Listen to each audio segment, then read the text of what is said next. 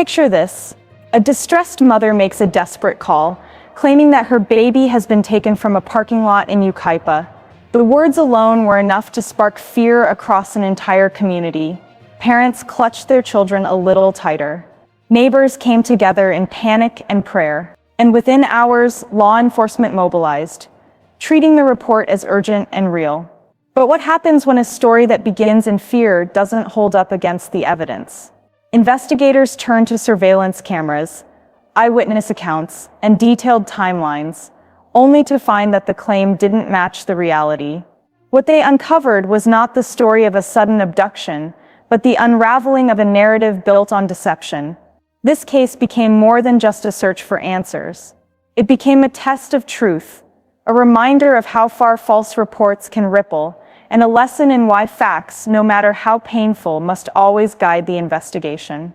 Today, on DetectiveMax, we break down how Rebecca Haro's claim of a kidnapping was carefully examined, disproven, and replaced by the undeniable clarity of evidence. But before we dive into this, kindly subscribe to our channel if you believe in fighting for justice. Because every view, every comment, every subscriber is a stand against silence and a step toward justice. We've just crossed 5,000 subscribers, all because of your support, and we need that same energy to reach 6,000, then 7,000, and then 10,000. So go ahead and drop your fingerprints on that subscribe button, and definitely where you're watching from, because wherever you are, the day this vision is fulfilled, I will send my appreciation straight to you. Let's keep building this community that stands and fights for justice together. What if the story we were first told wasn't the truth? When Rebecca Haro claimed her baby had been taken from a Yucaipa parking lot, the community rallied in fear. Parents were on edge, neighbors volunteered in the search, and local law enforcement treated the case with the highest urgency. For many, it was the kind of nightmare no family ever wants to face. But behind the headlines and the emotional pleas, investigators were quietly piecing together a very different reality. Surveillance footage was checked. Parking lot movements were analyzed, and witness statements were carefully reviewed. And as each detail came into focus, the original story began to unravel.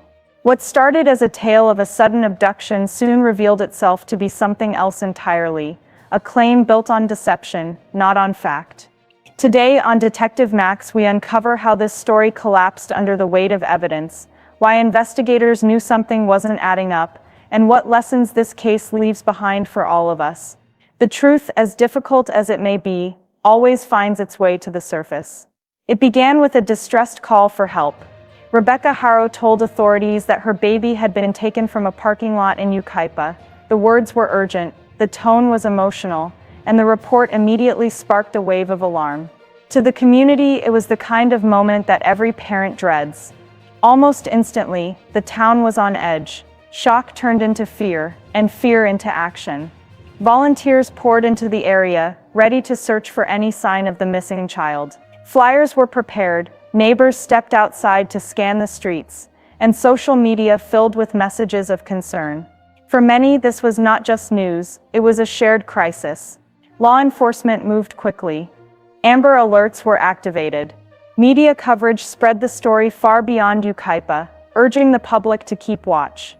Officers canvassed the parking lot, knocking on doors nearby, reviewing surveillance footage, and following up on potential leads. Resources were deployed at full speed, because in cases involving children, every moment matters.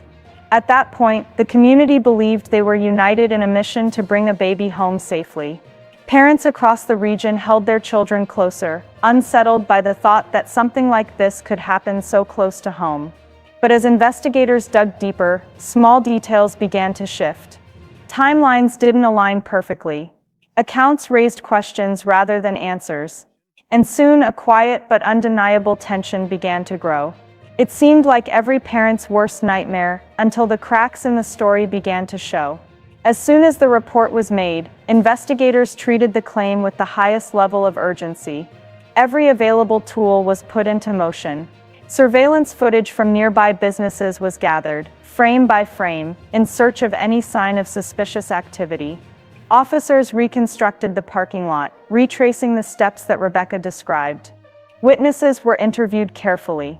Shoppers, passers-by, and employees who had been in the area were asked what they saw, what they heard, and whether anyone unusual stood out that day. Law enforcement hoped for a lead, something that could confirm the reported abduction and point them toward the child's location. But as the hours passed, the findings began to point in a very different direction. Cameras captured cars pulling in and out, people walking to and from the stores, and families going about their day, yet there was no vehicle pulling away in a hurry.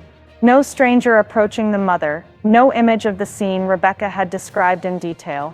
The more investigators compared her statements against the footage, the more the gaps widened.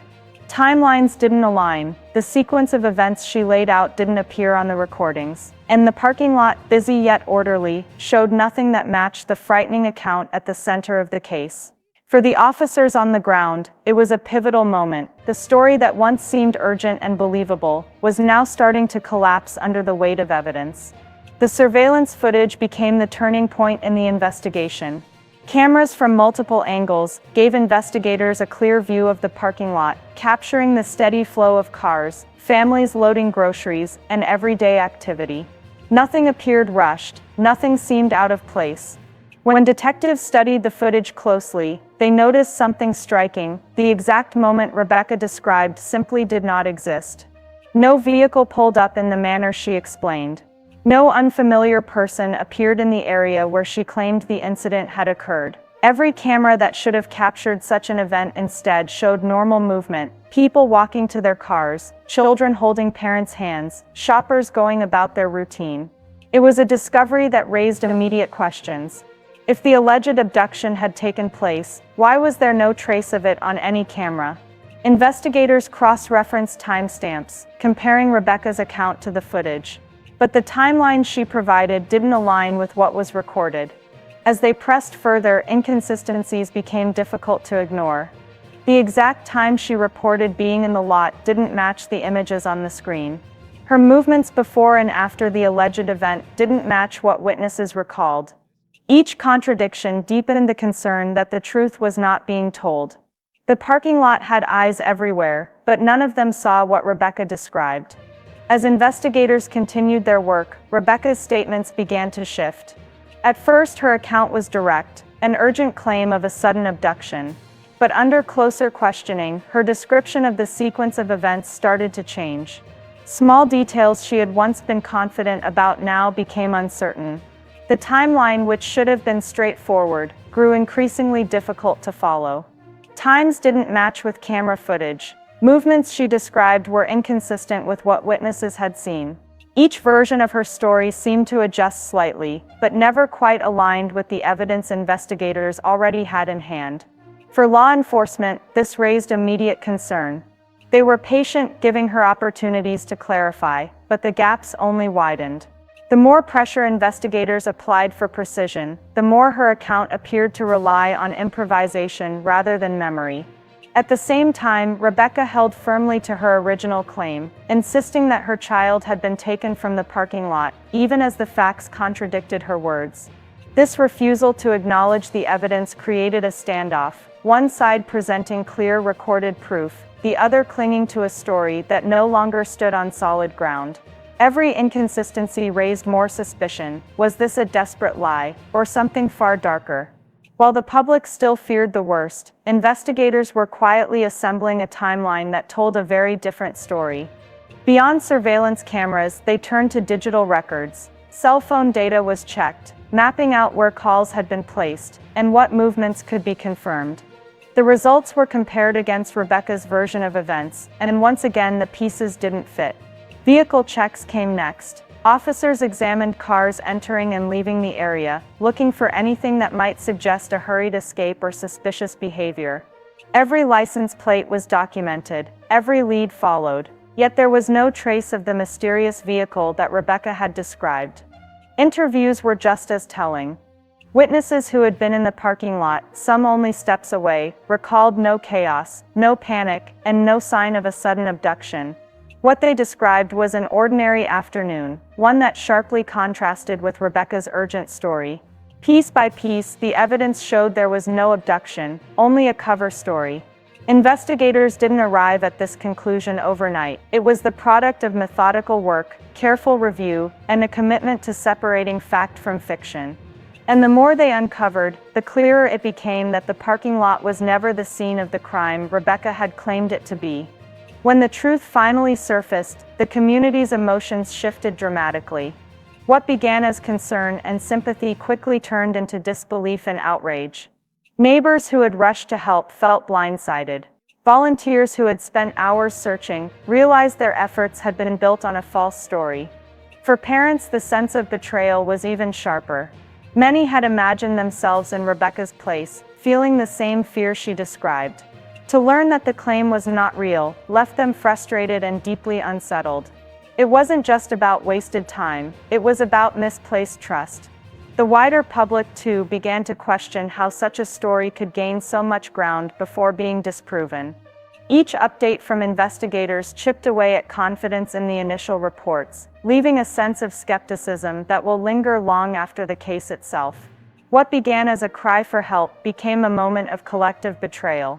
And in that betrayal, the community was left not only with anger, but with an important reminder: the truth carries consequences, both for those who tell it and for those who are asked to believe it. The unraveling of this case carried a weight that went far beyond one false claim. For law enforcement, it meant hours of resources diverted, officers, search teams, and investigators working tirelessly on a story that was never real. For the community, it meant energy poured into search efforts that could have been focused on real emergencies, where every second truly matters. False reports create ripples that don't stop at the edge of one case. They place unnecessary strain on those who are sworn to respond. They risk dulling the urgency of future alerts. And perhaps most damaging, they chip away at public trust, making people question whether the next desperate call for help is genuine. The emotional toll is just as heavy.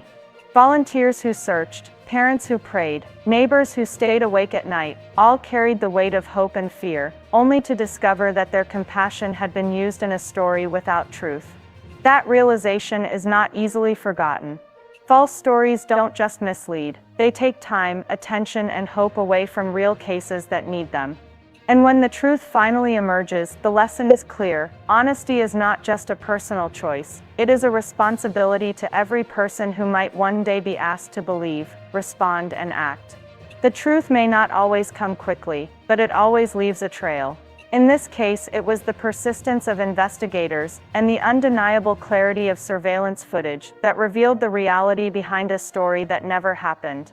What began in fear ends as a reminder: evidence matters, facts matter, and deception never lasts forever.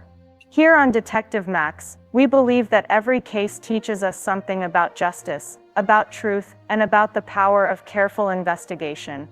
If you found this breakdown insightful, subscribe to DetectiveMax for more in-depth investigations, where we uncover the facts behind the headlines and bring clarity to the stories that matter most.